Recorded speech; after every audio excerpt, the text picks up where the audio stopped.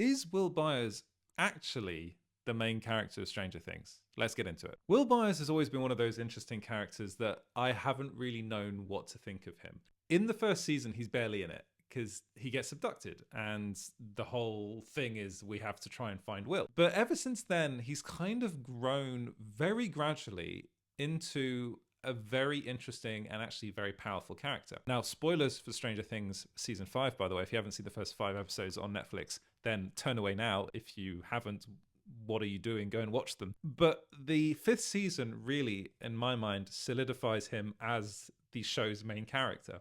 And I actually think a lot of inspiration has been drawn from Harry Potter, weirdly enough, which is another one of my favorite things. I love the Harry Potter books and I love the movies. I see a lot of similarities in between Will Byers' character, Vecna, Harry Potter, and Voldemort. Let me get into it. So the 4th episode of Stranger Things, entitled Sorcerer, ended in what I can only describe as one of the best scenes I've ever seen in this show. And Will Byers basically reveals or discovers his innate power, which is, I think, judging by what we saw in that scene, much more powerful than 11. Now, 11 has always been billed as the show's main character. However, I suspect that 11 at the end of it is going to be not insignificant, but not quite as important as Will is. And I think a lot of this has to do with Vecna realizing that what he's done is created something far more powerful than he ever realized ever could have done in Will when he first abducted Will. And whatever happened,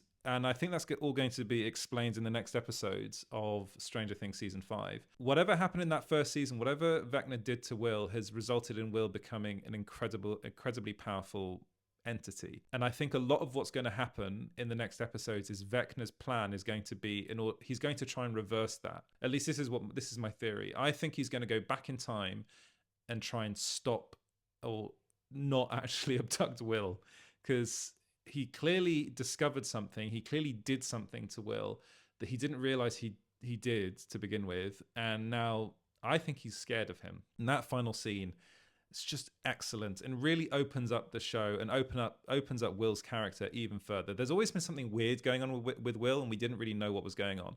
I think the Duffer Brothers actually planned this probably from the very beginning. And I think this is good writing. I really do think this is good writing. I see a lot of Harry Potter here, so kudos to the Duffer Brothers. I think they've created something really spectacular. Let me know what you guys think in the comments.